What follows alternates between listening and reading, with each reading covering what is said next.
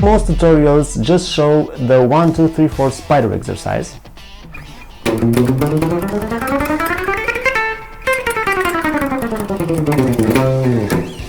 It's fine, sure, but it's just not enough. In this video, I'll show you the complete structured method for developing true finger independence and perfect hand synchronization, building finger strength and clarity using atypical legato drills, creating an efficient daily technique practice session, and adapting all drills to your level, from beginner to advanced. Hello YouTube!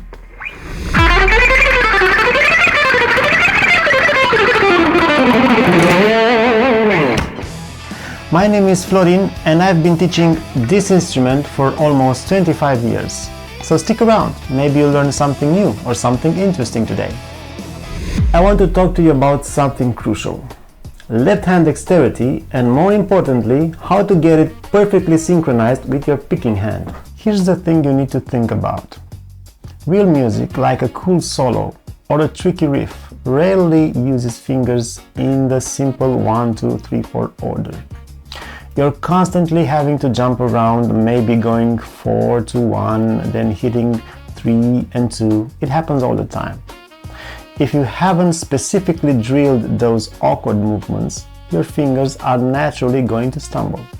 So, our goal is pretty ambitious. We're going to train all the possible combinations of the 4 fingers. There are 6 combinations per finger, so 24 in total. This ensures true independence. 1 combination a day or per practice session, and you'll be amazed at the solid progress you make over the long run. Now, how do you practice this? An exercise should be measurable in progress, so we'll do it on the metronome. You choose only 1 combination out of the 24. Let's say 2, 4, 1, 3. Play the combination across all strings, starting with a downstroke when ascending and with an upstroke when descending. I do this because I use economy picking, but I'll go over this kind of details about economy picking in another video. If you are a strict alternate picking player, then you can start with a downstroke descending as well. At first, we don't use a metronome. We are just doing the combination over a few frets just to get used to it. Then set the metronome at a comfortable tempo and go up after you do it at fret 5, 3 and 1 perfectly. When you feel you've reached your upper limit, the tempo where your execution starts to get sloppy and you can't complete the entire exercise on all the strings, then you stop and write down the tempo. The next time you work on this exact combination, maybe next month, your goal is simple: to beat the previous record. That's how you track real progress.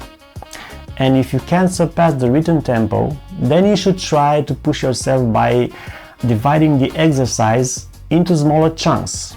But for exactly how to do this, I'll detail that in another video. To further develop the technique, we can transform the exercise like this. Instead of changing the strings, you stay on the same string, the 3rd string for example. Use your chosen combination, but advance fret by fret along the neck 6 times instead of 6 strings, from fret 5 to 10 and back. Or you can do frets 1 to 6. I use the same picking pattern, starting with a downstroke when ascending and with an upstroke when descending. You practice this exactly like you did vertically, doing the combination on multiple strings and then bumping up the metronome until you can't do the entire exercise clearly anymore. At the end, write the tempo. It will be different than the vertical one. To push things even more, don't stick only to binary divisions like 8th notes and 16th notes. Try triplets. The difference is significant. You no longer land on the metronome click exactly when you change strings or frets, which forces your coordination to a higher level. Here, you feel the pain of trying to remember the combination and land on the beat. You should write these tempos as well, as they will be totally different than your binary ones. They don't correlate. If you are able to do a combination at 90 BPM, 16 notes let's say, there's no guarantee you will be able to do it at the equivalent tempo with triplets, which will be 120 BPM. So far, we focused on technique using a pick to increase our synchronization. But to develop the strength and clarity of each left hand finger, we need to use legato. Here, we can work on the same 24 combinations, but exclusively through hammer-ons and pull-offs, without using the pick, except for when changing strings or frets. Legato forces you to press with sufficient strength and snap the string with precision so the sound is uniform. If the sound fades, you know exactly which finger needs more force. This will build strength, endurance, and finger independence. The application is identical. You can work legato vertical, changing strings, or horizontal, on the same string. And of course, you can incorporate eventually ternary subdivisions. I am doing the same picking for the right hand, downstroke when ascending and upstroke when descending. You will record as well the maximum tempos where the sound is clear, loud and uniform across all notes. That's your record to beat. Once you've worked extensively with all 4 fingers, it's time to add surgical finesse using only 2 or 3 fingers. If you work with only 2 fingers, you force those specific fingers to work in isolation, building speed and precision. Often, the most challenging combination is fingers 3 and 4. If you work with 3 fingers, you can practice combinations like 1-4-3 or 3-4-2, which are pretty awkward.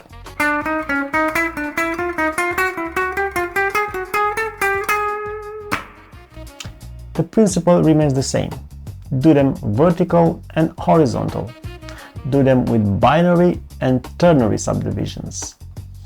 Here with the 3-finger combinations, the natural subdivision will be ternary and the odd one will be binary.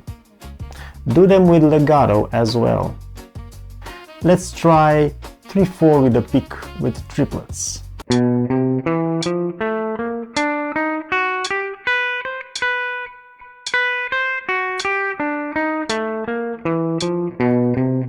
Let's do 3-4-2 with legato and 8 notes.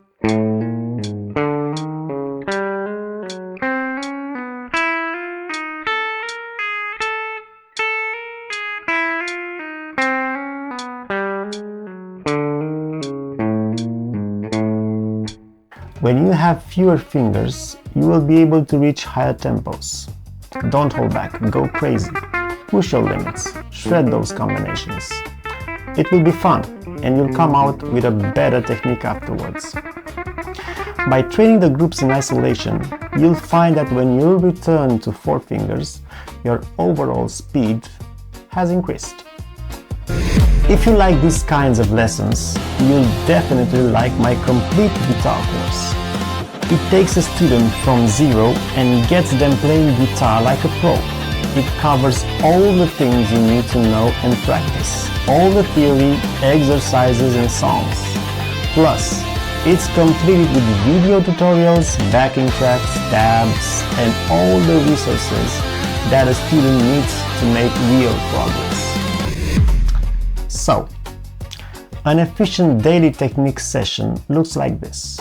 Choose one picking drill with a combination horizontal or vertical, and one legato drill with a different combination and subdivision. The most important takeaway: do not do the same exercises every day.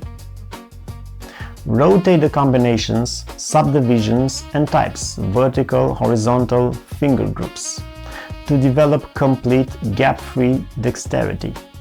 I have a link in the description with a text file where you have all the combinations of all the groups and all the subdivisions you should practice.